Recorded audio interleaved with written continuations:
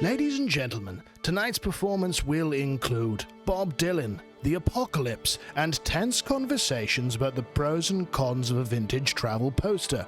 All this and more on a very merry episode of Created Things.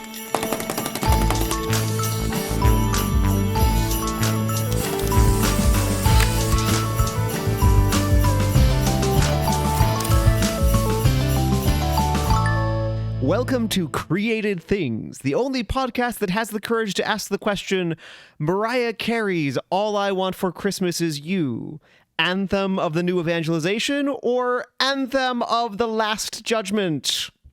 I'm Father Gabriel Tretta, Dominican priest and dude, and with me, of course, is Jacob Flores Popchak, who is a counselor and psychotherapist and artist and things. How are you doing today? Yeah, but not a dude. Let's be very clear that I am not a dude. No, be very clear about that. That was an exhaustive list about what I am and what you are. So, yeah, we're done. That's it, actually. Yeah, exhaustive.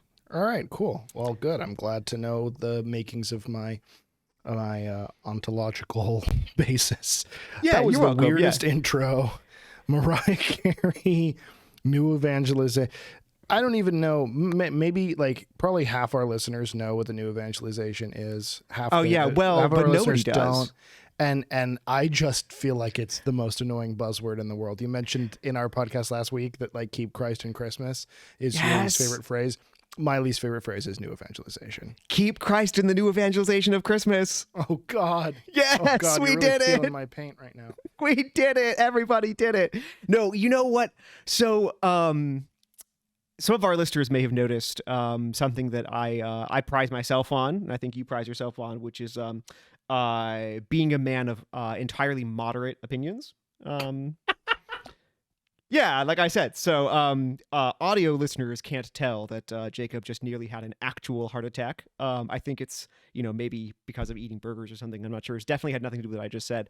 But I'm definitely a man of wholly moderate opinions, and I think you are too. And I'm excited because in this episode, we can explore with wholly moderate opinion a question about which people don't have strong feelings, which is the best part.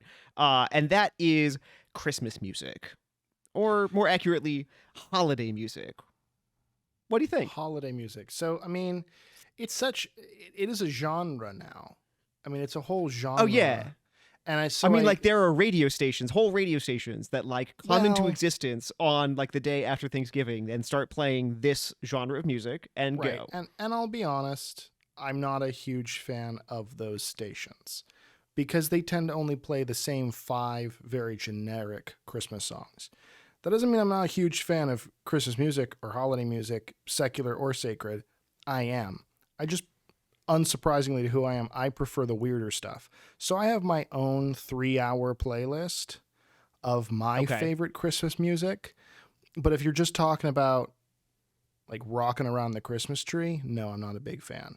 If you're talking about Mariah Carey, in some senses, not a big fan. But if you're talking about Weezer's Christmas album, where they sing Latin on rock guitar, if you're talking about Bob Dylan's Completely Gonzo Christmas album, where it's I'm really glad that you already went there because I was mentally imagining that deep into this podcast, I was going to play my trump card, which was going to be the Bob Dylan Christmas album. The Bob Dylan Christmas album is the weirdest thing to ever exist, and I love it. And if you've ever seen his Lynchian Christmas, the music video music video he did, where it's existential Santa appearing as people beat up each other, I love.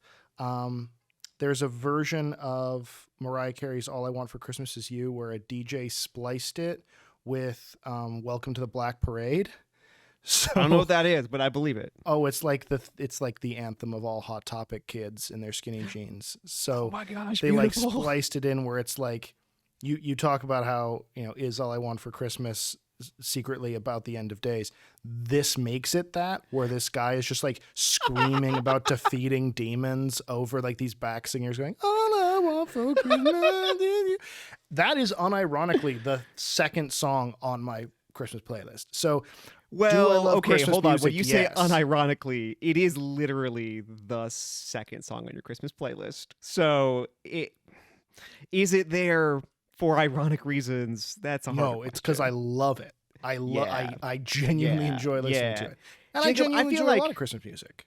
I okay. genuinely enjoy a lot of Christmas music, but you don't, I don't think. I don't. So here's the premise. So here's the premise of our conversation today, which is maybe not actually that radical, but it's just that I basically hate all of this stuff and think it's garbage. And I think that you have an interesting take on things that are maybe not garbage, and I want to talk about that because I do have to say, like autobiographically, my opinion on this has dramatically changed. Because Okay. when I was a kid, like we would the day after Thanksgiving put up the Christmas tree. And like my mom would put on like the Amy Grant Christmas album Mm-hmm. and or like a series of other maybe like uh Tony Boomer glam Bennett or that Christmas other albums.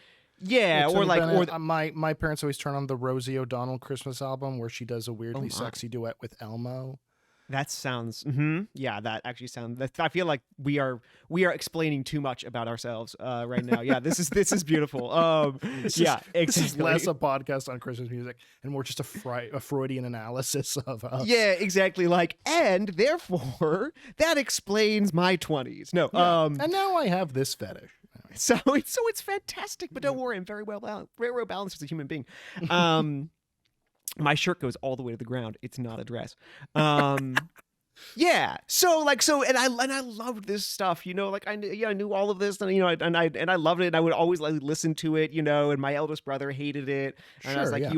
you are a Grinch and you are like a bad person and you don't understand how great Christmas is and all of this. And like, like obsessively listen to it all the way until Christmas and then like turn it off on December, like the end of December 25th and like never listen to it again until the day after Thanksgiving the next year.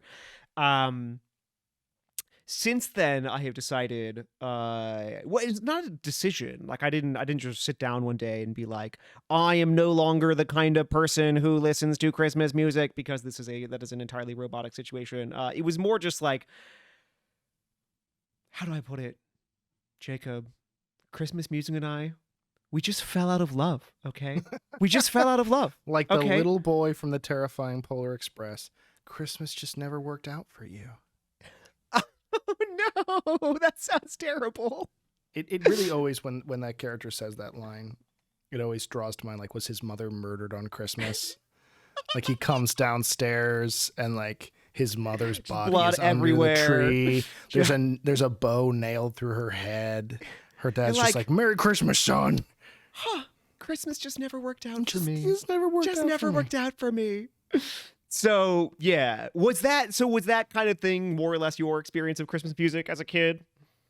Yeah, I mean, I loved it and I still loved it. It's weirdly and uncharacteristically one of those things that my relationship with didn't change. I mean, some of the songs I liked obviously changed. I'm not listening to Rosie croon to Elmo anymore. Oh man, that's sad. But I still love. And again, I feel like we have to define what we mean by Christmas music, because if you mean flipping on Wish 99.7 and listening to Rockin' Around the Christmas Tree, followed by Jingle Bell Rock, followed by It's Beginning to Look Like Christmas, rinse, repeat, then I'm totally with you. That's obnoxious. And if you're talking about the obligatory, like, Christmas music where the same three words, like cheer and year, are put together, sort of the same way that modern stadium country music is written, then I also disagree with you there. But if you're just blanket stating that, like, all music about or for the season of Christmas is annoying, that's just such a generalization, because there's some awesome, cool shit out there. Jacob, I honestly wish I could say that. I could affirm that statement, but I'm afraid I can't, because I don't actually I don't actually mean it that strongly. You're getting choked up. You mean it so strongly. I am. I'm getting really choked up. You hate Christmas music so much. You're going in anaphylaxis. It is true to the Priory where I live. We have a cook, and she turns on the Chicago equivalent of Wish, jamming with the Christmas tunes, and just leaves it on, and it has driven me out of meals. because I just when I hear it, I just go blind with I just can't control myself. I just go blind with rage. You It's put like on your top hat, you get your cane, and you stomp home. and I stomp right out, and the Grinch's heart shrinks 6 sizes that day. And you know what that makes more room for in my heart, in my chest? Water, which I think is good. What? I don't know. Not the binary. That's not the dichotomy. Christmas music it? or water. Isn't or water? No, maybe it's not. But anyway, so part of the initial inspiration for wanting to talk about this is this insane visceral feeling of like, I hate you and I wish I had died before I heard this, or more importantly, I wish you had died before you inflicted yourself on me, which is my totally balanced, completely reasonable, not at all irrational response to Christmas music at this present moment, of the kind that you're talking about, where it's like, Santa baby, you know, and these kinds of things, which are just some kind of an abomination. But the fact that they're so popular, the fact that you can have a whole channel in every city that is just dedicated to these things. Multiple, the fact that like multiple. In fact, the fact that like any store that you go into back when, like, hey, you remember when people used to go into stores? I mean, I don't really, Dude, but like, well, I mean, you don't probably go into stores, but honestly, post COVID, the stores are full, man. People are like excited to be back in malls. Like, bro, I live in Chicago. kooky. There is no such thing as post-COVID in Chicago.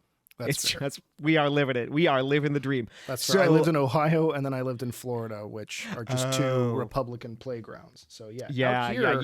You have been post-COVID since like malls. April 2020. Yeah, we didn't have a 2020 in Ohio or Florida.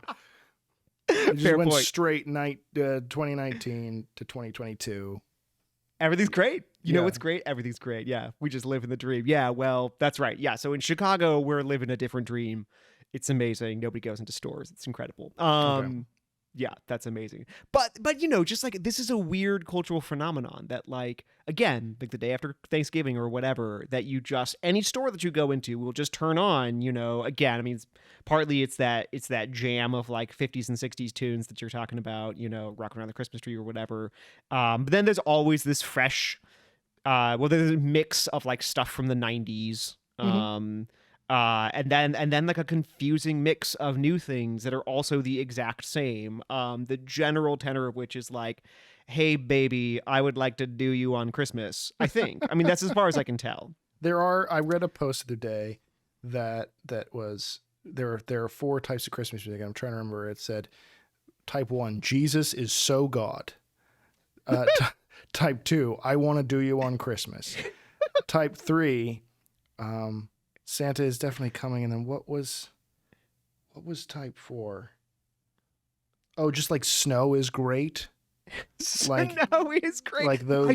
I confess, I do actually have a soft spot for the snow is great kind.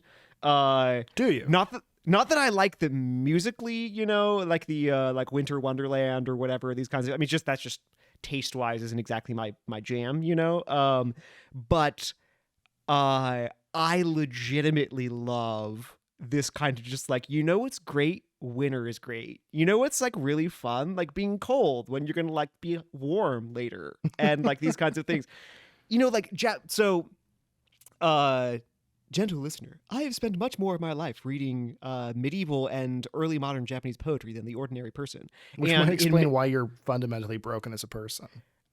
Yes. Also, I'm going to blame it on the Immigrant Christmas album. But I think the two of them was an infelicitous combination.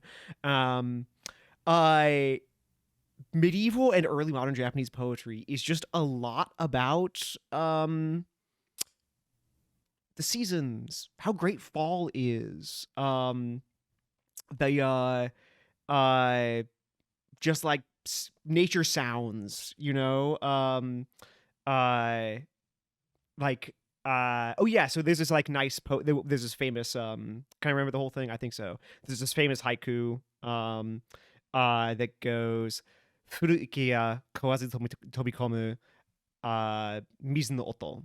That's it. Yeah. So it's all it is so Furu ikeya is the old pond, exclamation point. Kawazu tobikomu, a frog jumps in, mizu no oto, the sound of the water. I really want this to be like the lyrics to one of the theme songs that my wife, in the animes that my wife likes to watch. It's like, the frog jumps in the water, and now it's the springtime to do.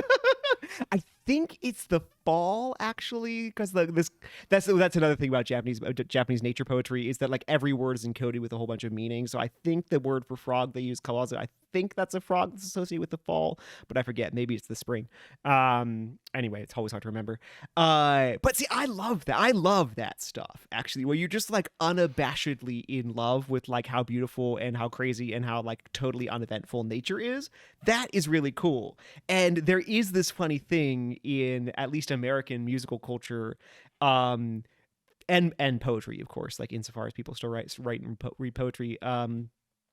We can't just celebrate that, you can like, nobody's gonna write like a pop song about like, what's amazing? Fall is amazing. I don't know. I mean, musically, you're right. Culturally, maybe not so much. I mean, everyone freaks out about pumpkin spice latte season and fall outfits and everything else like that. So I do think Right. there is Yeah. totally devoid of Halloween or Thanksgiving or any of the fall holidays. There is a excitement and enthusiasm that builds and reaches its apex around like early September. And then I think similarly for spring a little bit, not quite as much because there aren't flavors associated with it. But I mean, sweater weather, pumpkin spice latte season. Right. So there's some of that Right. cultural appreciation Yeah. that's still there. I think that's right. Like we recognize that seasons exist, and then depending where you live, people will be more or less excited about it, and these kinds of things. But we're not going to sing it. We're not going to sing a song about it. It's not going to become a big deal. Like the closest thing that you're going to get to is something like that song, which I will not sing, Friday, ! Friday, 7 a.m. which is waking about up in the Friday. morning. Yeah. Mhm. Gotta be fresh. Gotta go downstairs. No. Gotta have my Yes. bowl. Gotta have cereal. Gotta have my bow, gotta have Siri. Oh, yeah. That's the one I mean. Yeah, exactly. Like that's all you're gonna get. Anyway, but this brings us far afield. So, but point is, like, I am willing to countenance and am actually willing to celebrate, like, hey guys, snow is amazing as a kind of like subgenre of Christmas songs because like love affair with 17th century Japanese poetry means I will tolerate any amount of nonsense as long as it's about nature. Okay, that's good So- to know for the future hippie episodes. But you Yeah, don't. exactly. But you can't break for Jesus is so God, Santa is coming tonight, or I'm going to do you tonight. I want to do you on Christmas. Yeah. I want to do you tonight, insofar as it's Christmas. Right, exactly. Yeah. Yeah. Although that one does remind me that the last time I was paying really close attention to contemporary Japanese culture, which would be like the mid 2000s, it was the common cultural association with Christmas was that this was the day that you got a hotel and like had sex with your girlfriend. In a hotel specifically, like so those songs did seem like they had like a natural home to land in. It's just that they were in different worlds. Like one of them was in Japan and one of them was in America, and they never met, which is very sad. Two great things that would go great together. But Okay, but who knew? But you're right. Most people like the Christmas music, so the onus of proof then is on you to prove why you don't like it or why we shouldn't. Because I mean, I can defend why I like it, and I can do my whole bullshit like where I come in and I explain why it's deep and mystical and why it's actually important, and I probably will do that. This will probably happen. Let's just because be that's okay just with who I it. am. If I know myself, Christian know thyself, I will probably have a little bit of a socially inappropriate rant where I talk about how Christmas music is actually great before we're done with this. But I actually don't know why you dislike it. What changed? Like, what changed from when you were a little kid? What was the catalyst for this?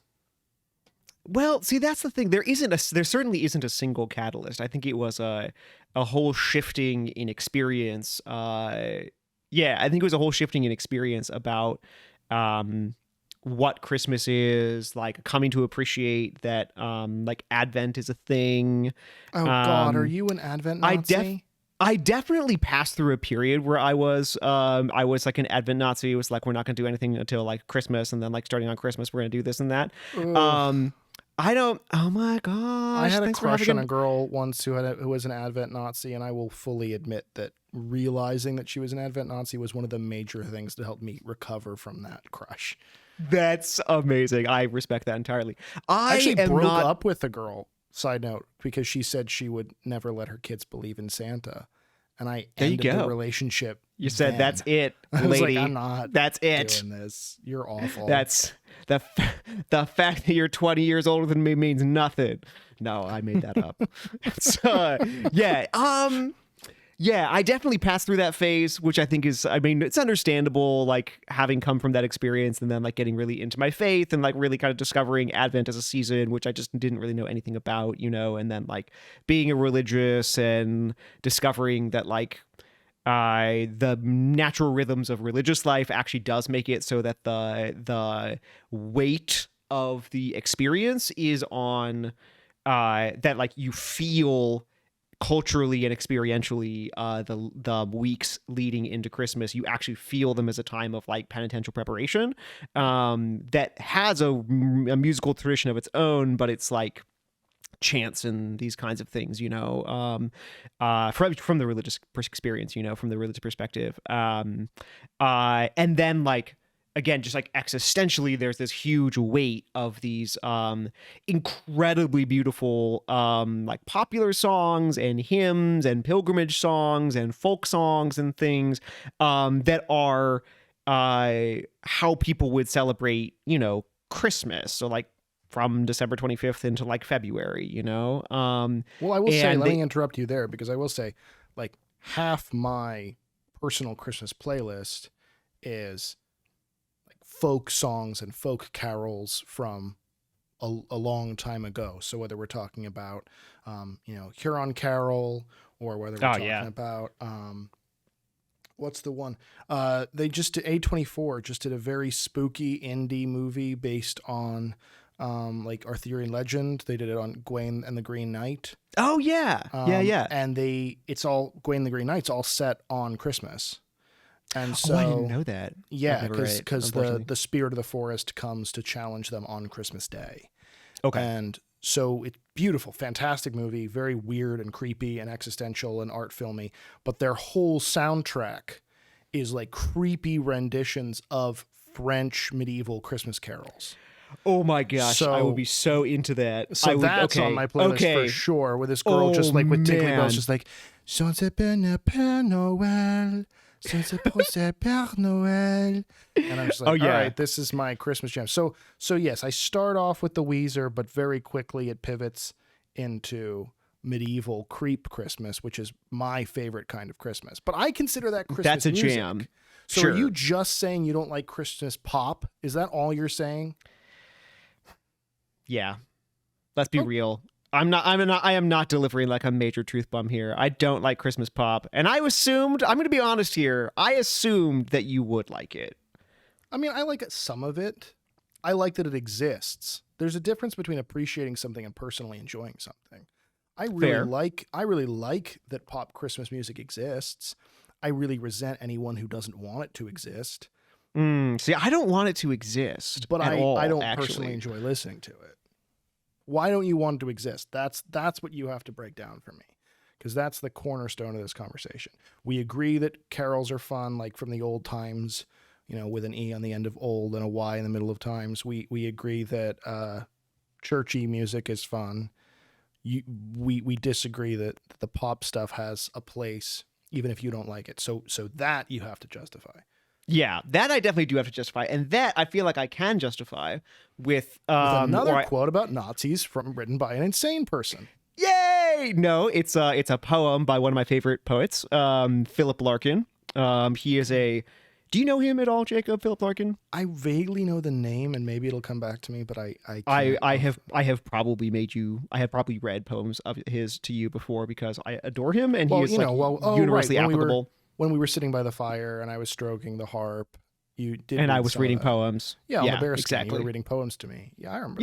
Yeah, exactly. So, Speaking of which, side note, in a few minutes, can we talk about the new gay Santa commercial out of Norway. Speaking of laying on rugs and playing Hearts for each other, because that deserves a whole episode in its own. Can we just talk about that as well? We should probably do that. That sounds important.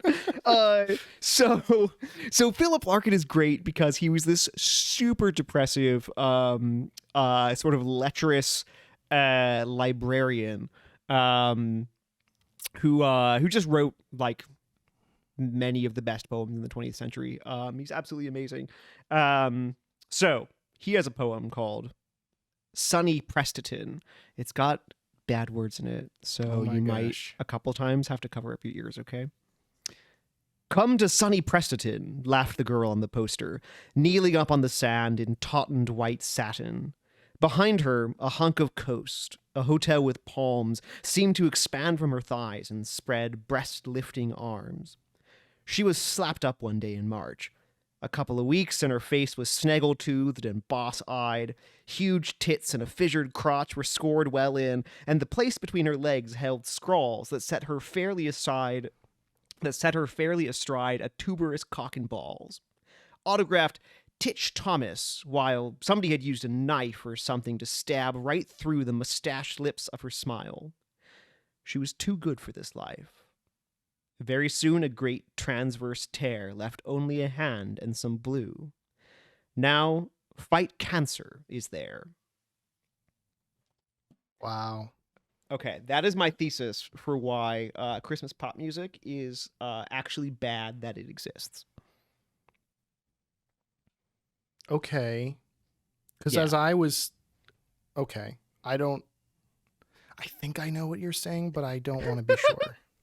I refuse to elaborate. Well, no, I have said my piece. What I think you're saying is, so we put up this poster of this beautiful woman, and then we deface her, and you feel like to some degree, pop music is defacing the beautiful woman of Christmas. Is that what you're saying? No, one step further removed. That and this is one thing why I love Philip Larkin is because he just won't let you get away from it. Come to Sunny Prestatin is itself already this tawdry, cheap, commercial, billboardy garbage. It's already nothing to be excited about. It's already just like a cheap billboard of a girl in a bikini, sort of like lifting up her arms so that you see that she's got a rack. This is already nothing really very refined. But that gets rent and destroyed and defaced and ruined, and in its rack and ruin, it seems in its small vestiges, at least it had a vestige of beauty in it. And when it's all torn away, there's this like hand and a glimpse of a blue sky that was like a promise of, there might have actually been something beautiful there, and that's all we're left with. And then in the end, it's just like fight cancer. Some sort of generic message that doesn't mean anything to anybody. Sure. And I feel like this is like the Christmas pop music situation where like when you first get the transition from like legitimate folk music, things that like people sing to each other and sing to themselves, sing because they're beautiful and because they love it. When you first get that transition from that to professionalized music that I turn on and I listen to other people sing, and that makes me feel like I'm having a nice time, but I can't sing it and I won't sing it and I don't know the words and I'm just listening to a professional do it for me, because I have abnegated my rights as a human being to like make my own beauty. Like when we've made that transition, and I don't know historically when that would be, the 40s, the 50s, I feel like that's putting up Come to Sunny Prestatin. It's already a simulacrum of real beauty. It's already a simulacrum of something that's really splendid and worth celebrating. And there's not much to it. It's already pretty tawdry. It's already like manipulative and all the rest. But then I just feel like what becomes like Christmas pop music over the course of like from that period until now is just that, like scrawls and graffiti and mustachioed lips and a knife across the face and things being torn, and what you're left with is like a glimpse of a hand that suggested pointing that it could maybe point to something else. And that's like, I feel like where we are. Again, my criticism of this, and I'm going to be referencing a lot the episode on Kitsch that we just did, but my response to that is kind of twofold. One, that's an opinion. I'm not saying it's an invalid opinion, but it is an opinion based entirely in your own personal experience, because I have rich experience of people sitting around and singing those songs. You know, I mean, I do, to each other, right? You know, that's a part of my life growing up, and not just in my family, but it, you know, the friends I had, you know, someone would go jump on the piano and, you know, sing the Christmas song, or sing, you know, It's Beginning to Look a Lot Like Christmas, or any of those kind of more Great American Songbooky type ones. I mean, yes, you're right. Probably no one's sitting around singing Rockin' Around the Christmas Tree, but maybe someone is, you know. So I think that's too experiential a point to necessarily be applicable to this conversation, maybe. Because, you know, any other experience could invalidate it. And then the bigger point that I have, though, is I just think it's stupid to think that that's just not what human beings do with beauty.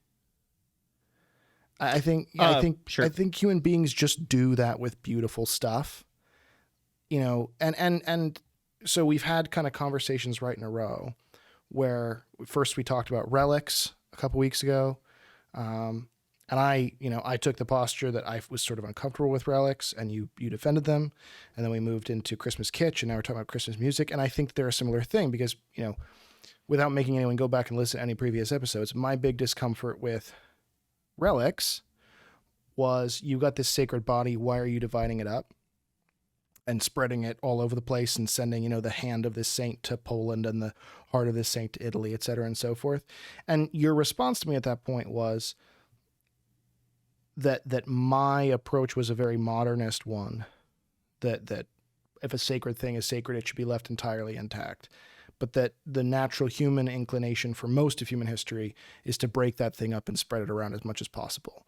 And I think you're right about that. You convinced me on relics, but I think that logic applies to Christmas too. We see the beauty of it, and we want to break it up into as many subcomponents as we can and send it all over the world. And yeah, sometimes you end up with just a fingernail of Christmas sitting in your church.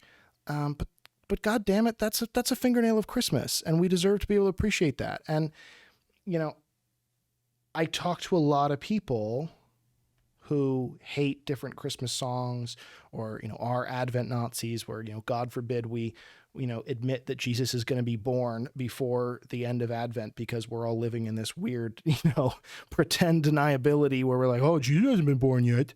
Like we're idiots. And, you know, and I just never get it, because what it ultimately comes down to is this very sort of miserly, and I'm not trying to pick on you for this, but I just think what I broadly observe is this miserly approach to beauty, where it has to be kept exactly as it is, and no one can do anything with it, and it has to be kind of put behind a glass case in the kitchen. And I mean, it really is treated like the fine china, where it's like, maybe we take it out once a year, and probably we don't even do that because it's too beautiful to use. And I would rather take it out and let my kids get their smudgy fingers on it, because at least that's a legit appreciation of the beauty, even if it damages it slightly. And especially at Christmas, I will say this is true, because the point I made in Christmas Kitsch is that sort of the commercializing of Christmas, the making it plastic, the making it tangible and all those things, is actually, I would argue, the true spirit of Christmas, because it's the divine coming into the physical, into the dirty, into the low brow, and exalting it. And that's precisely what we're doing with Christmas goods. And I think Christmas music is kind of the same way, where frankly, my biggest problem, and this is my hot take, my biggest problem with Christmas music is that there isn't the same level of celebration for every holy day. I'm mad that there aren't Easter stations like that. I'm mad that there aren't St. John's Day celebrations like that, or All Hallows celebrations like that, right? I don't have a problem with 1,000 Christmas trees in a mall, or All I Want for Christmas Is You blasting. I have a problem that there's a mysterious absence of that the rest of the time, because I believe God became man. Call me crazy. I believe God became man, and I think the shockwave of that stone hitting the pond of human existence would send such ripples across time and space that culturally we shouldn't ever recover from it. And we should constantly be singing about the incarnation. And so I think Christmas is the only damn time that makes sense. Yeah, I would be with you if we were singing about the incarnation. And again, here my criticisms are specifically to this kind of like Christmas pop music, the stuff that's going to play on Christmas radio stations.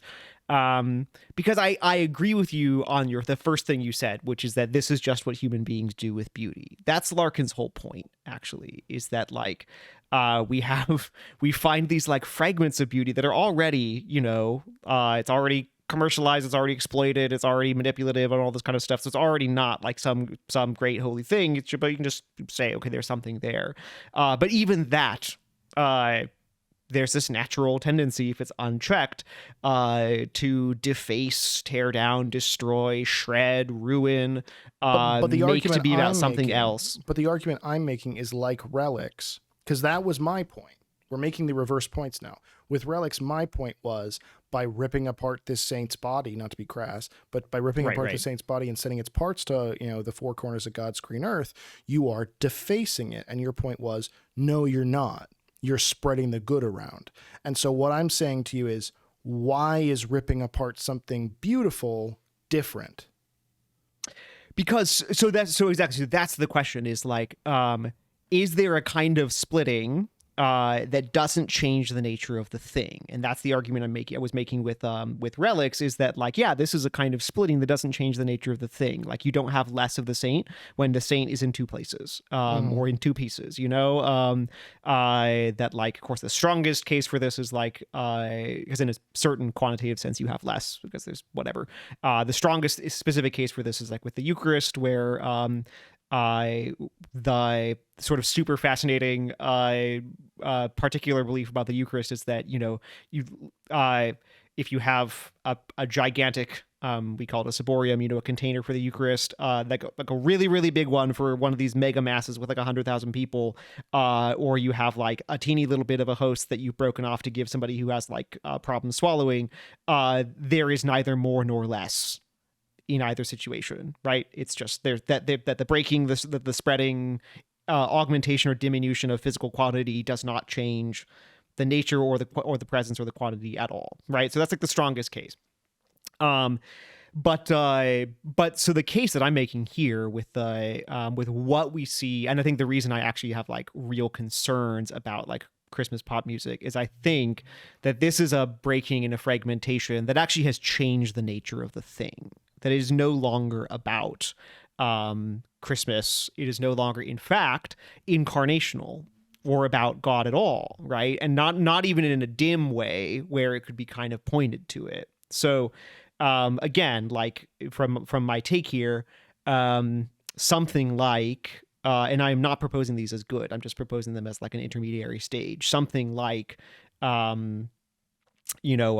a Rockin' Around the Christmas Tree, or like whatever, the like Nat King Cole kind of stuff, or whatever, the crooners, these kinds of things. This is already like putting like a billboard, come to sunny Presterton. There's nothing particularly to get excited about, but at least it points in a certain direction. It is some kind of visual conceptual reminder that, although commercialized and cheapened and sort of moved into its own sphere, I could see this argument that like, well, it's still a kind of a sign, a kind of a pointer towards the incarnation, because it seems to have still some kind of a basis in Christmas in some kind of a way, in the actual incarnation.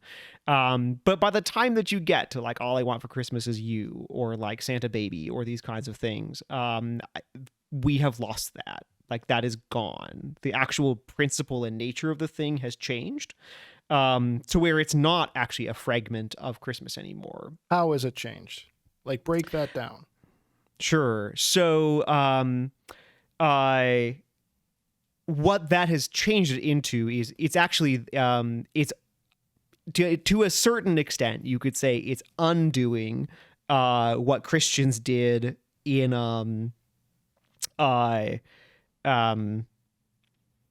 the 4th century, so in the 4th century, Christians took over the day that had been made by Emperor Aurelian in 274 as the festival of the sun god. So December 25th from 274 onwards is officially for the Roman Empire the festival. It's the day of the birth of the sun, the god of the sun. And then in the 4th century, Christians take that and they make that they appropriate it, shift the principle, in fact, break it, and turn it into something new, which is that they exploit what is a certain kind of commonality point, and then they shift it entirely to be about Jesus Christ. This is now the day that you celebrate Jesus Christ, and nobody remembers that it was the day of the birth of the sun. And now I feel like this is the opposite thing that has happened, basically, is that we've broken, again, the relationship with the actual incarnation of Jesus Christ and kept the only point of contact being basically December 25th. And that we are just no longer talking about the day of the birth of the Son of God.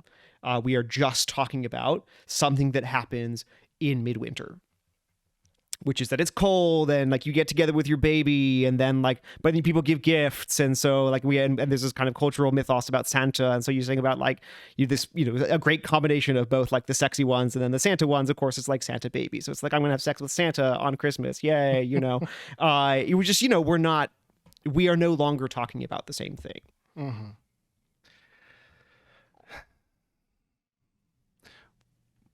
But does the hand still point to the hotel? Does the hand still point to the beach? Does the leftover? I mean, and I would argue that culturally, or are we at fight cancer? That's the stage. So the end stage, the stage where everything is destroyed. I think even fight the cancer sign is signified. So I think fight cancer is just getting rid of all this entirely. Exactly. That's what I mean. That's what I mean. Easter's at fight cancer. Oh yeah. Oh, for sure. Yeah. Google doesn't put Easter up on their their holiday things. Easter is at fight cancer. You're totally right. St. John's Day is at fight cancer. Yeah. Halloween's a hell of a lot closer to fight cancer than Christmas is. I think the fact that there is this cultural, hey, isn't it great that we can all wear red flannel at midwinter and maybe there's a reindeer nearby? I think it's the last frickin' holdout we have, man. I really do. I can't tell you how much I feel like in holiday world, Christmas music is the Alamo. You know what I mean? It's our last fort. It's our last fort before everyone just forgets this stuff entirely. And I think Christians are walking around trying to commit suicide where they're saying, we need to get rid of this. This isn't about Jesus enough. It's like, well, we did that with Easter and no one even remembers Easter's a thing now. So at least with Christmas, when someone's saying about wanting to have sex with Santa on Christmas Day, at least there's a hand on that poster pointing back to the existence of something. It's not like the totally atheistic person watching the Hallmark movie or listening to All I Want for Christmas Is You is unaware that this is a Christian feast about the birth of Jesus. They might not really understand who Jesus is or anything about that, but they at least know where it's sort of coming from. If we betray this, if we continue to fight this, we're just putting the bullet in the mouth of the last bastion of Christian culture. And I know that's a super intense opinion to have, but I can't tell you how strongly I feel that way. Sure. I mean, I really take that point like that, because I guess that is the question, and I think that's well thought. Is again in this Larkin thing, that's the critical question: is are we still at there's this shred of a hand and a blue sky, and if you just see it, you could never reconstruct what was there. But there is a hand pointing to a blue sky, and there is at least a shred of hope there. Basically, there's something that points to something. Again, not enough. The value of it has been stripped down so far that you could never reconstruct it. So it's not enough. It's not enough to bring you to sunny Presterton. But it is at least something. And I think you're probably right that that's where we are with this kind of stuff. That it is. that there is at least a shred of a hand against a blue sky. There's so little there that nobody would ever be able to tell where it's pointing. But at least it is something. And I think you're right to caution about that, like, that you're right. Like with particularly like Easter, oh my gosh, yeah, it is fully just like fight cancer. We just pretend it was never there. It's all gone. Yeah. Yeah. But I do think you're right. So like, let me take that then and qualify that maybe actually that's part of the ground for why people will when you have Christians who, out of a conviction of their Christianity rather than just for taste or whatever, in some ways or another, have a strong visceral reaction against the kind of Christmas pop music and its ubiquity. Perhaps it's helpful. It's helpful for me to think about, now that you're proposing it this way, that what you're seeing is both the presence and the absence. Like, you're looking at the hand with the blue sky, and I think it is legitimate and appropriate to be angry and hurt and frustrated that even enough of the beauty to know that there was something there is kind of gone, but there is still a hand. There is still a sign that, so basically to appreciate both, like both the privation, what's been stripped away, then also, and I think you have a good point here, to recognize that there is still some kind of a sign pointing. And as Christians, like, we do actually have to be grateful for that.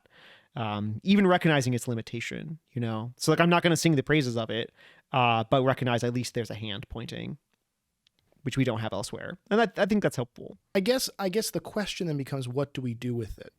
Because the people I'm critically referring to as Advent Nazis are the kind of people who just want to tear off that piece of paper with the hands on it. Okay. Mm-hmm. And I'm, I think I've even mentioned him on the podcast before, but there was this feller who used to be on EWTN. You did a kids show called The Donut Repair Shop. Okay. And he wore sort of the 90s kid show coveralls, and he had this little puppet donut where the hole was its mouth, and it came up through a donut box. It was named Duncan. And they would travel the country in their van, finding donuts and putting the donut hole back in the center of the donut. Because life without Jesus is like a donut, because there's a hole in the middle of your heart. Oh my gosh. I just had a little thing. Yeah. I just had a little thing. Yeah. Hold on, I'm choked. There it is. There it is. Okay. And it turns out that you solve the problem not by going to church, but by going to Dunkin' Donuts and getting a hole. There you go. Getting a hole. Solve the problem. So that's my response to that sign, is to say, Sure. let's just find the other pieces of the poster that were ripped down and put them back up, because we still have this hand. This hand is great. This hand is still part of this awesome poster. And then we can put that poster back up if we work together to find the pieces. And then maybe, hell, we can even go to Presterton or whatever I don't remember the name of the place. But we can even go to that beach. That'd be awesome, right? Because I think you can build backwards, and it doesn't have to be, I'm going to replace this sign with a different one that's more explicitly about the beach. Right. It doesn't have the sexy lady anymore. Right. Now it's just Right. a sign about the beach, and because it's only the beach that matters. No, we can build back. We can build back. But if we continue Build back better, Jacob. Build back better. Just say it. Just say it. Build back, you wanted to say it. No, we can build back better. Gosh darn it. And I think, I don't know. I just don't get this suicidal tendency that Christians have. It's crazy to me. It's this, Freud would call it thanatos, right? Where it's like, eros is the love drive, the thing that pushes us forward. And yet we have this thanatos thing that constantly wants to lead us to our own annihilation. And Christian thanatos is so intense to me. Like, this is our holiday. You think Jewish people would be complaining if everyone took off for Passover and were playing music about Passover? Even if they were associating, like, and Jerry the snake is going to come to your house for Passover and bring you delicious, whatevers. I don't know. You think Muslims would be complaining about, Ramadan being celebrated on this vast cultural level? Of course they wouldn't. But we've got to come in and be like, no, it's not exactly the way we'd like it to be. So rather than fulfill it, rather than find a donut hole and place it back in the celebration and enjoy all of it together, we want to like throw the donut in the fire. And that's just gross to me. That seems really pharisaical to me in the truest possible sense. Well, there definitely is there's a big cultural, I mean, there's just in all of Christian history, we see this a big temptation for like absolute purity, like a small church of absolute purity, where like the hoi polloi, like the unwashed masses are not going to be welcome, and this is just for like the people who can be absolutely pure in every possible respect, So I respect that, and I respect like the desire at all times to be vigilant against that, to recognize that is not the way in which our life is given to us with Jesus Christ, that he does not propose that we will live this like life of like absolutely perfect purity with just the small group of our absolutely perfectly pure friends. And then I would go as far as to say he doesn't even suggest that kind of purity would be perfect. I think he in fact, yeah, that right. It's not. It's purity would actually be awful. It's just not actually proposed as reality, and so it has to be bad because it's not reality. Yeah. So and I think that's right. Yeah, so I guess the question is then, what do you do? I mean, so one response is that, you get your like 6 evangelical bandmate friends together, and you're gonna just do throaty versions pa-rum-pa-pum-pum of like, like 12 tried and true Christmas things. This Christian band that I was super into in high school, and I actually still secretly really like. See, that's gonna be an episode because I don't think there's anything justifiable Bro, in Christian music. We should. Oh, yes, we do have to do a whole thing on this. So I'm not going to get any more into this, but I legitimately like the band Jars of Clay. They are awesome. I saw them in concert once. I did see them in concert. Yeah. Look at this.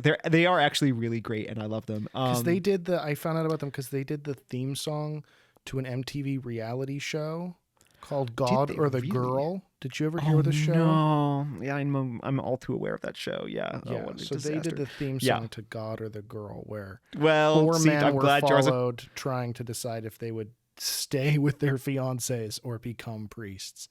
Yeah, who could have seen this coming? Turns out everyone got married in that show. Who could have seen that coming? No, don't worry. There was the one autistic guy who became a priest. Oh, that's nice. Isn't that charming? So Jars of Clay went down in the world. That's good. Good to know. But, like they did this. They have a Christmas album, unless I'm confusing with somebody else, but where it's just like a bunch of throaty emotional singing. God rest you, merry gentlemen. So they're hip and cool because it's throaty singing, but they're Christians, so it's just like... Right. Hozier did the sexiest version of God Rest You Merry Gentlemen you'll ever hear. Hozier? What's Hozier? Hozier, the Irish singer, not a Christian singer at all, but he like is in the whole non-Christian thing. He's very famous for a song like "Take Me to Church," or any of those. He's very, very sexy Irish singer, and he did the sexiest version. Like turns me gay. This version of "God Rest You Merry Gentlemen." That's how sexy this version is. So I know what you mean when you talk about, throaty, raspy Christmas sexy singing. It's just how it goes. So that's one option. You do that. The like absolutely most postmodern option is that your name is Bob Dylan and you release a Christmas album that features the most postmodern David Lynch Christmas video ever made for the song "Must Be Santa," etc. Also a totally mispronounced Adeste Fidelis on that album. I love it so bad. Beautiful. Like I physically cannot make it through the song because it's so awful, but there's just something really glorious about it. So you can do that. I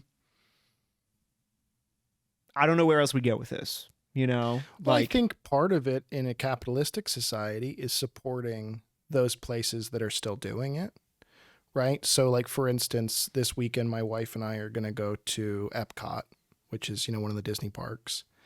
And they have a bunch of Christmas things, all of which are pretty religious.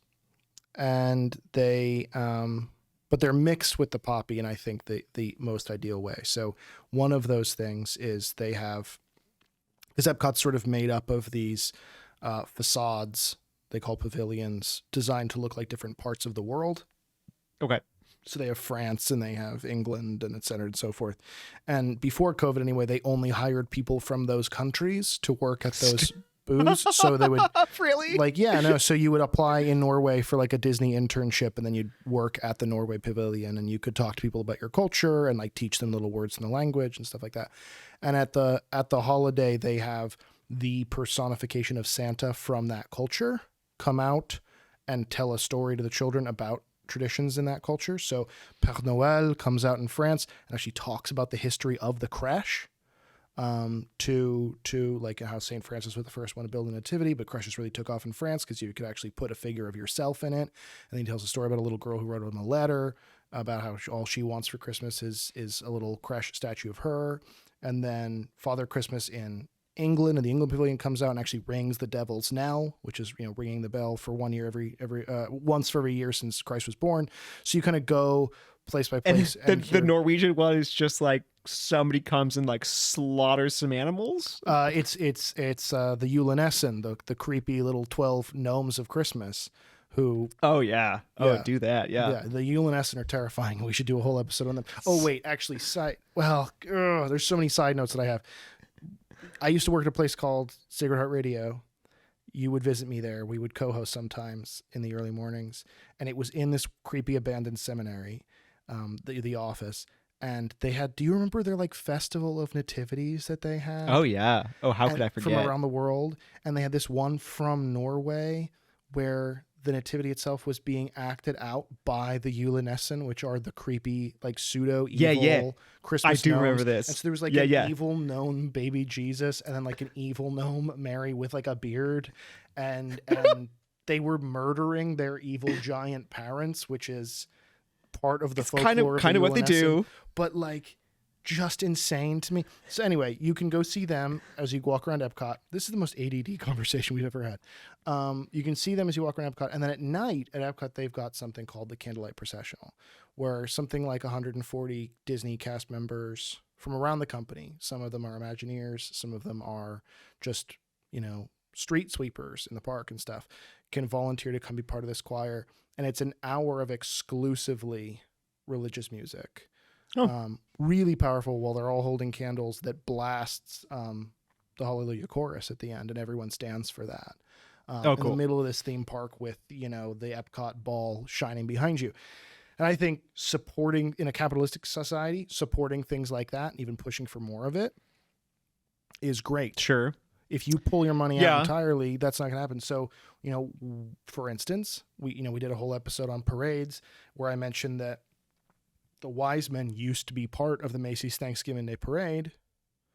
Give a bunch of money to Thanksgiving Day Parade and then say, hey, we really want our wise men back, though. That's a big part of how we do this is not pulling out, but a doubling down and a reinvestment in, both emotionally and monetarily. Sure. I think that's a big part of it. I also think personally doubling down and reinvesting, getting out there and doing it yourself. Well, I was going to say, like, unsurprisingly, what I would say to that is, like, obviously do it yourself. I mean, like, I have actually gone carol singing, like around neighborhoods to like strangers. Not very often, just a handful of times, maybe. It is the most amazing thing. It's so cool. It's absolutely glorious. And like, you have to recognize that, like, in the contemporary moment, even in like a safe neighborhood, like mostly when you knock on people's doors, they're not going to answer. Like, they'll be home, but they're not going to answer. But I have a solution to that, which is what I always did when it's called breaking and entering. Jacob, back up. We can't do this on. Like, no, I'm not going to have a record of you saying this. It's fine as long as you go through the chimney. No, we did it at bars back when I was still living in Cincinnati. Oh, legit. Yeah. So we got our Christmas That's a sweaters, solid plan. and we went. There's an area in Cincinnati, kind of the bar district. Most cities have one. This is called OTR. And we went to every bar in OTR. We would go in and we would sing for people in exchange for drinks, and then we would move on. And that there is was an legit. elderly No, I Jewish respect woman that. who asked us for a Hanukkah song, and we sang a Hanukkah song for her, and then she bought us a dozen donuts. And And you put that right into your heart. right. And that's why you had a cardiac arrest at the beginning of the episode. Right. And also, we put donut holes in the center of those donuts because life without cheese is like a hole in your heart. So It beautiful. all comes together. It really It together. comes full circle, just like what else does? A donut. Yeah. So But beautiful. in general, no, I do. I think you're right. Like, let's do more of this stuff. I mean, it's weird how few parishes. Protestants do this well. I mean, there are like 8 different living nativities at Protestant churches around here. Sure. I've never been to a Catholic church that does one. Right. I mean, we could have. I mean, Saint Nicholas and Santa are one and the same person. Santa's not based on Saint Nicholas; they're the same person. You could go meet Saint Nicholas slash Santa at your parish. You could have. We talked about processions. You could have all the parishes get together and have a Christmas parade with both secular and sacred stuff. And you could have every single parish in your city march down Main Street doing big Christmas parade. We could rebuild this beach sign that you're talking about. We have the individual shreds, and we're just poo-pooing the fact that, oh, I don't like that one shred is left, so we should just let there be a stop cancer sign there. That just really bothers me. Let's take this. Maybe an even better analogy is, I'll say this. I think Christian pop music is the last glowing ember of the fire of Christmas. And I think rather than put it out, we should fan that flame as hard as we possibly can till it turns into a raging Jesus inferno yet again. That's what I think we should do.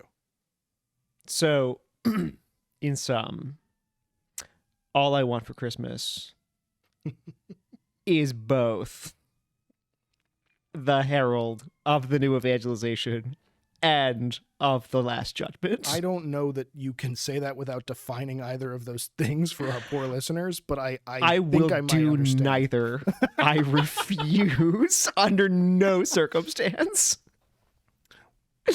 Well, I mean, I will take it. I mean, the new evangelization means, so the new evangelization for people, well, I'm just defining what most people think it is.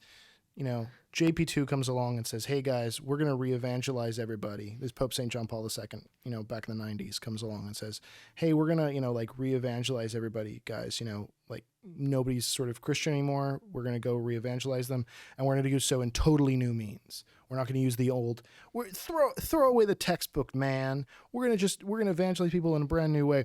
And I always think the new evangelization is actually a really sad thing that people talk about it like it's this exciting, promising thing. And I always think it's sad because basically what it's saying is, hey guys, remember how we converted the entire world and then we just misplaced everyone, right? Yeah, we just lost it. We just kind of lost it. How we as a religion fundamentally shit the bed and let everybody go. We should probably try to make some movies and get them back or something like that. So that's the new evangelization in a nutshell, is using new media, I guess, to evangelize. But I do think that you're right in your jokey sentiment that fanning the flames of Christmas is, I think, the way we new evangelize, so to speak, because we build up that fire again and we rebuild that sign by finding the individual pieces and maybe even create a brand new artwork around that sign that utilizes the hand. I have no idea what you mean by all I want for Christmas is you is heralding the end of days, but I will leave that one to you to explain based on what we're talking about here. That's right.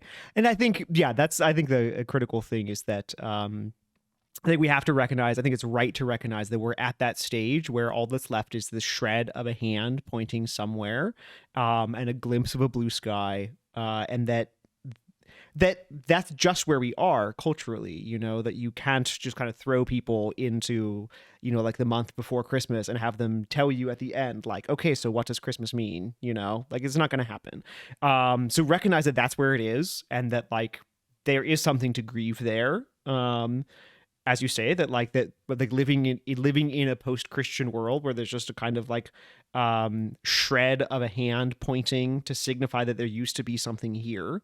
That's worth experiencing as a loss, but not resting there and just being angry about it or frustrated or hurt or depressed or whatever.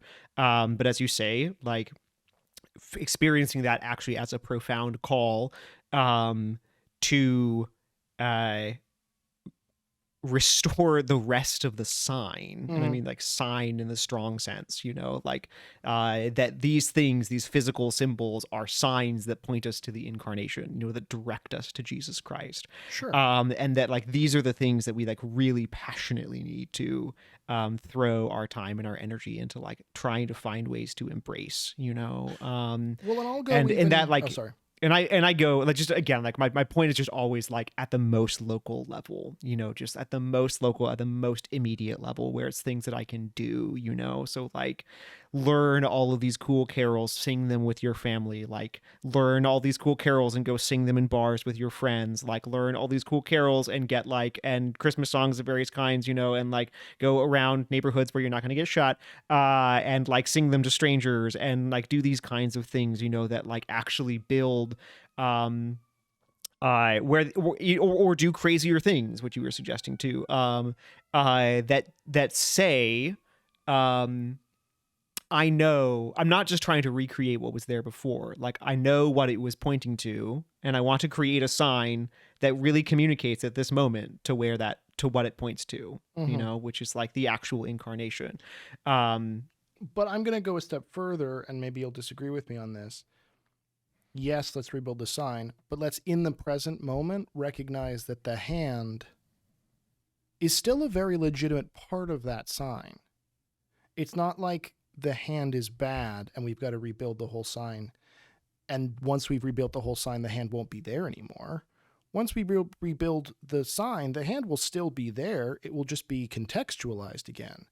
I think there's a lot of, what I mean by that is I think there's a lot of people who feel like, okay, yes, let's rebuild Christmas back to what it once was, and forget that it was always this.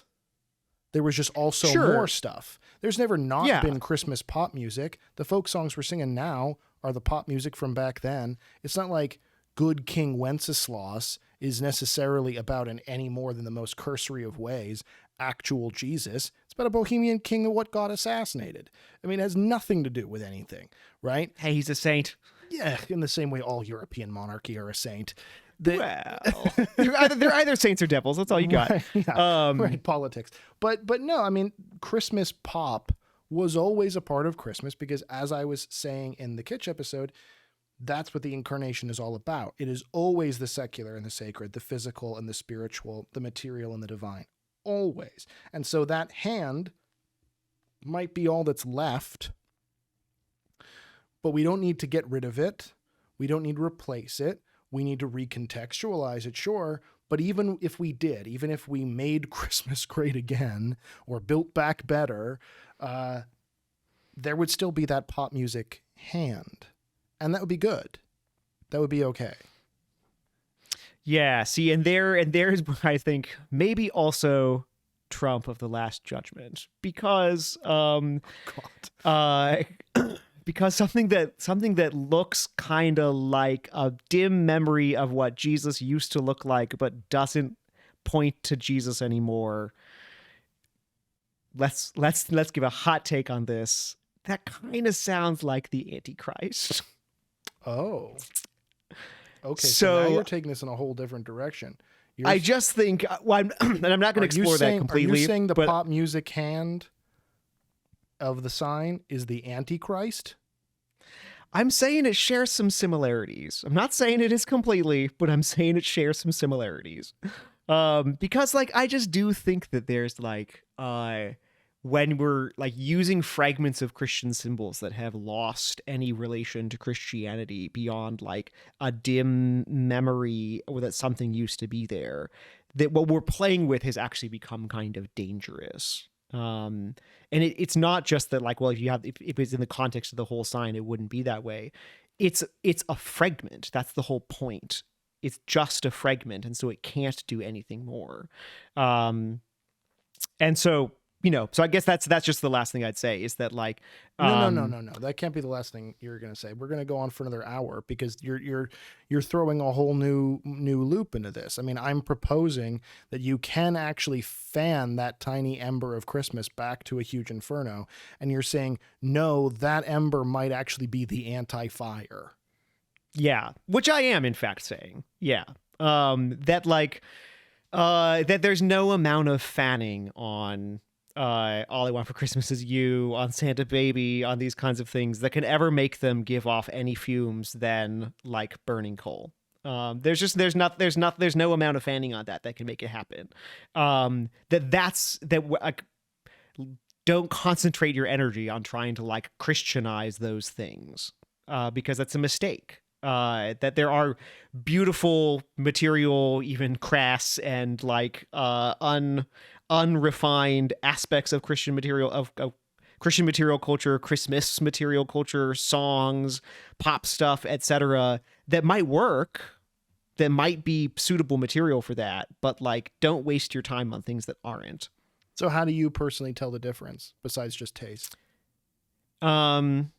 I don't know. I mean, definitely some of it's going to be taste, but I think it's going to have to be something to do with actually discerning the thing. Like I just mean like when I look at this, can I in any way find myself pointed back to the incarnation or not?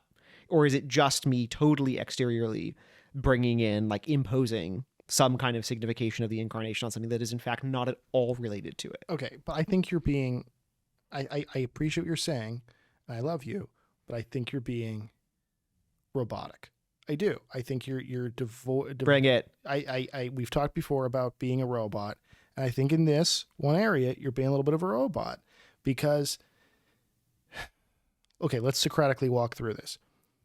If there were someone out there, and I find it hard to believe in such a person, but if there were someone out there who genuinely liked the song Santa Baby, why would they like it? Let's just imagine that. Why might a person like the song Santa Baby? There is one of my students is a bartender at a pop-up theme bar in Chicago. That is, the pop-up theme bar is Santa Baby. Oh, so wow. They apparently like it well enough that it's like the whole thing of the bar. Wow. So just to say, people really do, and that's ultimately like this is to me. No, but play the game with me. Don't. No, I'm with you. I say like this is to me like it's a mystery, like an actual strong mystery, like ring the mystery bell. There isn't a good answer for this because ultimately what you're going to come down to is things that don't have good rational reason. There is no rational reason to like Santa Baby. There just isn't. No, but you can have emotional connections. And that's what I was going to say. The only reason you'd like it is because you have a deep emotional connection to it. Why do you have a deep emotional connection to it? Well, because it's an emotionally manipulative pornographic song, not because and I don't mean pornographic in the sense of like, oh my gosh, you got like ladies with their thing. No, I'm just saying like it's so manipulative that it is meant to create a simulacrum of a real experience that only has a home in a different kind of context. Well, I don't know what home Santa Baby's possibly trying to create other than I'm going to sleep with Santa this Christmas. But if you like that song, again, I'm going to argue that it's because it's not because you just heard it and it created the false memory of a positive emotional experience. It's because you associate it with a genuinely positive emotional experience attached to Christmas. And again, as I said in the Kitsch episode, I'm a big believer. I can't stop burping. I keep trying to turn away from the microphone. I'm sorry. I'm a big believer in desire leading us back towards God if you fan that flame enough. And if some jaded, no longer Christian person or whatever finds themselves listening to Santa Baby and it brings a tear to their eye because they're remembering when they used to listen to that while putting up Christmas decorations with their mom, and that leads them back to Christmas, and Christmas leads them back to Christ, who am I to quibble with that? Anything that is of Christmas has the fingerprints of Jesus on it.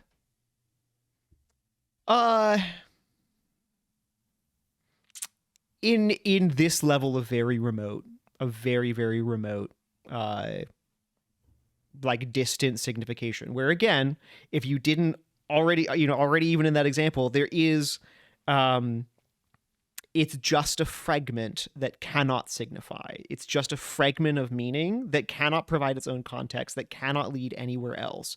If in the background of one person's experience, there is actually the whole context, there is actually the whole thing that it belonged to, then maybe it can be enough. There can be enough there to point me back to the God whom I once knew, and like, that's cool. God does what he wants. He makes these things happen. But in a culture that is where that is increasingly less the case. So I can agree with you there. I can agree with, hey, with the previous context for this thing, you could retroactively rebuild a sign. I am also with you on the level that, hey, if we let this get so far afield of what the actual original sign was, someone who wasn't introduced to the sign beforehand, if they come along and they see just that disembodied piece of it, just the hand, they're not going to be able to put this back together, and that's a problem. I'm with you there. What I'm not with you on is, and maybe we'll have to agree to disagree, but I don't want to do that just yet because I don't even understand why you're posing this. What I'm not with you on is that piece of poster, that picture of the hand, because it's devoid of meaning, is therefore bad. Yeah, I think the more that it exists on its own and is held up as a thing on its own, that it is bad. I get meaningless, but why bad? Because meaninglessness interposed on the place where there used to be meaning is bad. There used to be meaning there. It's not taking a space where there was nothing. It's not like it's April and we're just going to start singing like Santa Baby songs or whatever. We're just going to invent a kind of like vaguely post-Christian kind of like use of some ex-Christian words in like to celebrate the month of April or some random thing. Like, this is positively replacing something that used to be there and used to have meaning with something that doesn't. And that's bad, And again, I'm not saying we have to like, I don't want to begin by tearing down. I just want to say we have to recognize that that's actually not a good situation to be in. And so like, let's build up. And how do you...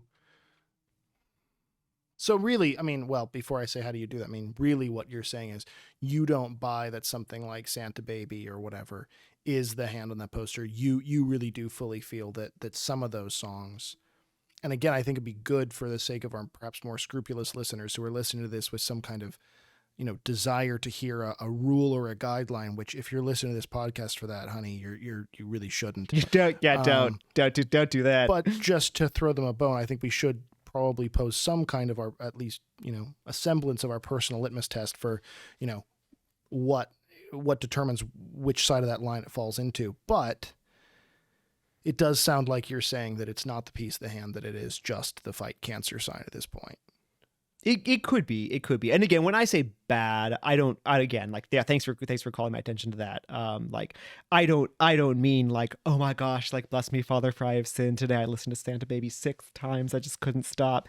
I mean, maybe that's a problem for other reasons, but like, no, I mean, honestly, I don't mean that. I don't mean like bad in some sort of weird. I think it's always funny way. That in these podcasts, I have to remind you, the pastor and confessor, that the majority of Catholics are huge, scrupulous people who are listening to most Catholic media for only to get rules. And you're like, what is the right thing I should do? Yeah. And you're like, oh yeah, I should clarify what I'm saying for those people. That's crazy to me that I have to remind you of that every episode.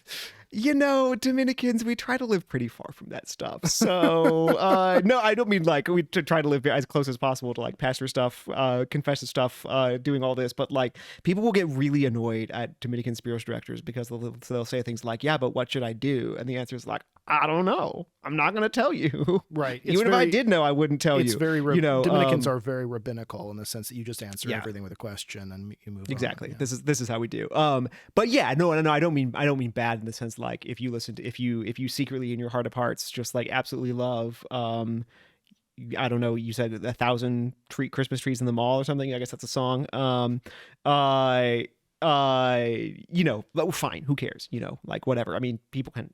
Bad taste is not a sin; it's just bad taste. You know, no, I mean bad at this like broader cultural level, like that this is a condition, that is a sign of a poverty. You mean unhealthy? And well, that's a psychological term for it, sure. But I mean, like it's like a poverty. It's like it's a human lack. Like it's a sign there's something here that used to be beautiful, and like alive and life-giving, and instead there's this kind of like cheap shred of a likeness that can no longer really remind me of the thing. And I want to start by acknowledging that like I think that this is an untenable situation.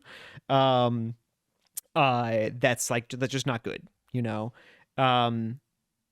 So basically, like, believe it or not, one of my premises here is that like I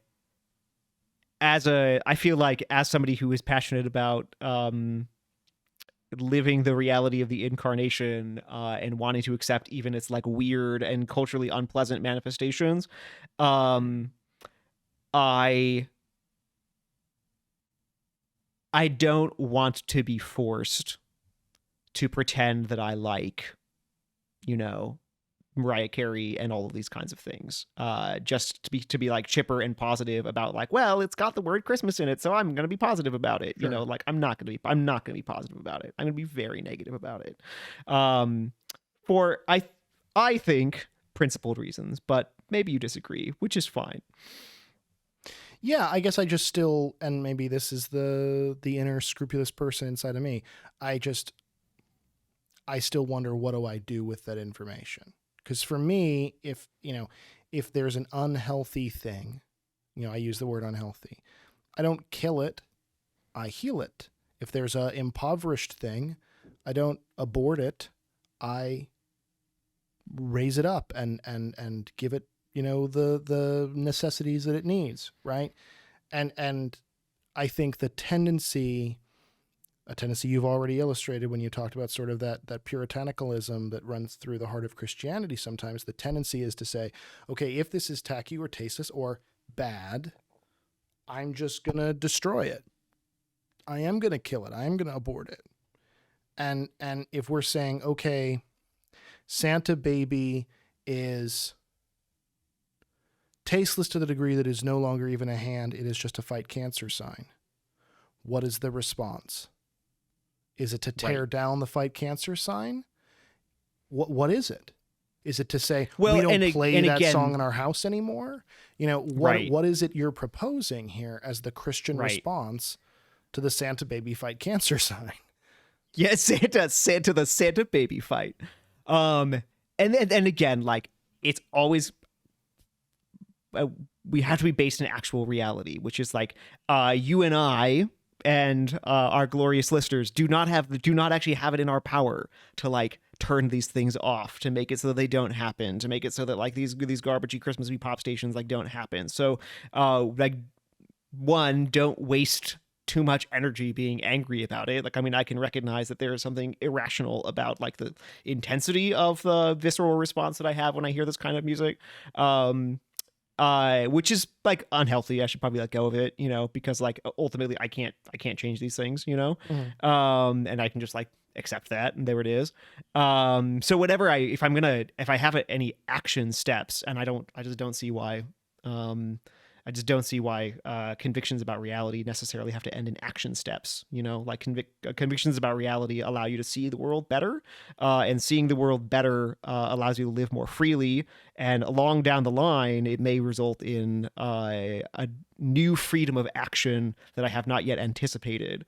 But like, just coming to a certain conviction about the nature of reality doesn't have to necessarily then mean like, and so I do X. That's the kind of weirdo. Well, but you know, this is a podcast about the arts, and we've often said that just by being a person, you are a viewer of the art, and then therefore you are in relationship with the art.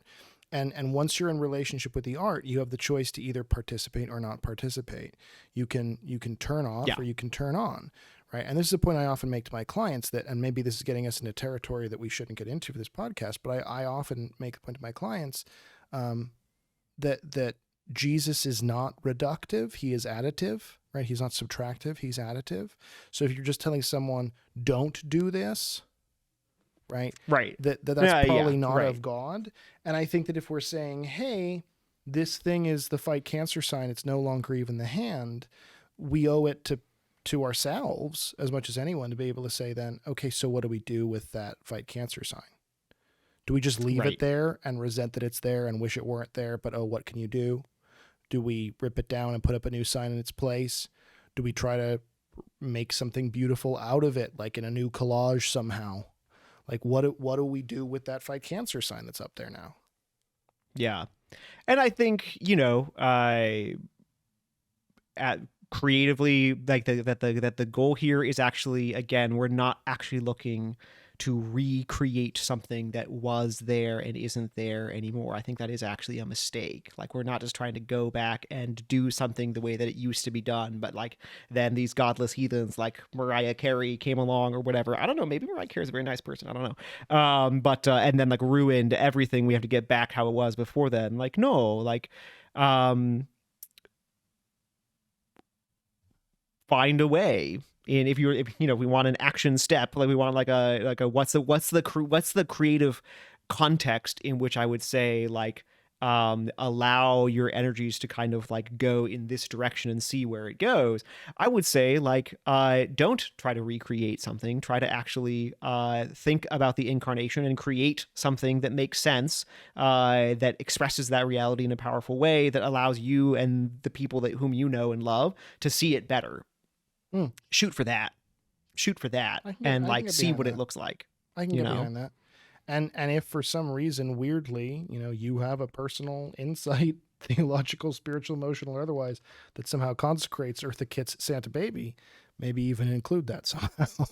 Maybe even include it. And I have to say, okay, so listen, like, I'm gonna wrap up this hot take podcast with a story that I'm gonna admit kind of contradicts everything I've just said, but only in a low-key way, which is that I do actually have this incredibly intense emotional attachment to or very happy memory of scene.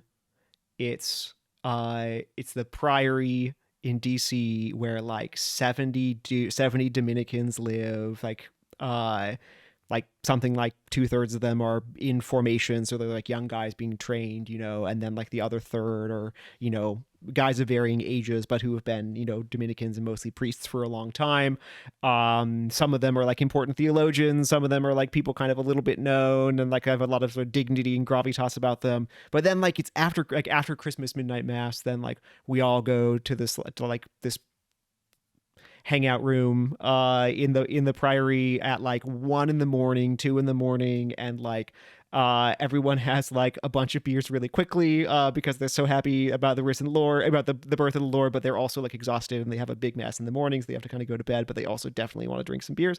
And so like imagine you have like this kind of smallish room with like 70 kind of like screaming dudes who are really happy and have just been through this like 2-hour liturgy, and now they've just drunk like a number of beers pretty quickly and they're having a really fun time.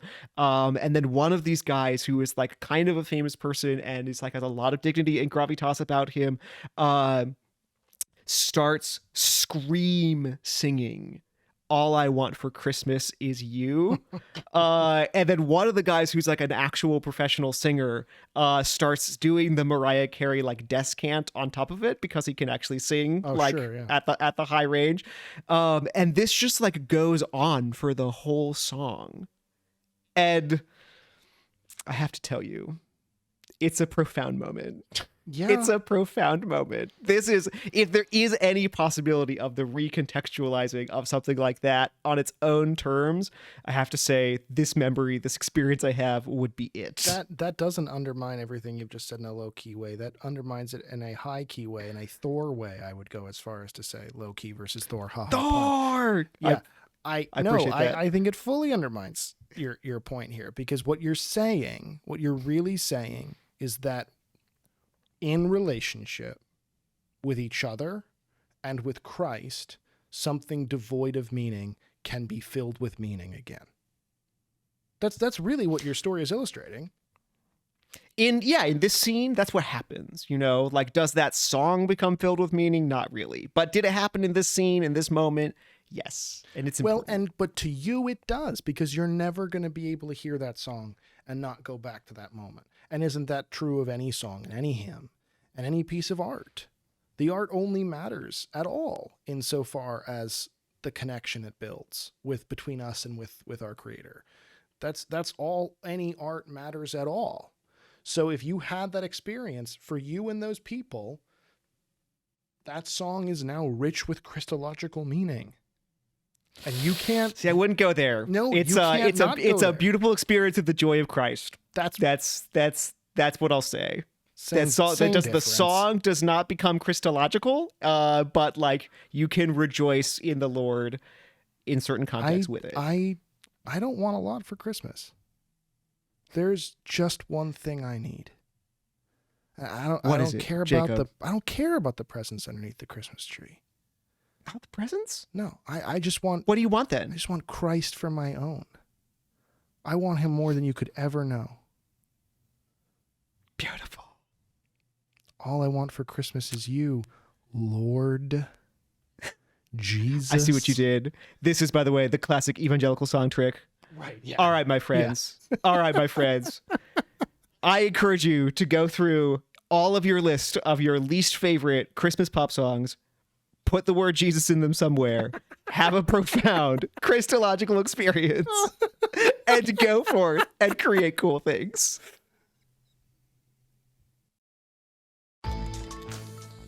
This has been Created Things, an art, soul, and mind production with Jacob Flores Popchak and Father Gabriel Torretta. Production by Kyle Meineke and Jessica Flores. Theme song by Federico Carranza. For more on the podcast and on its hosts, visit artsoulandmind.com.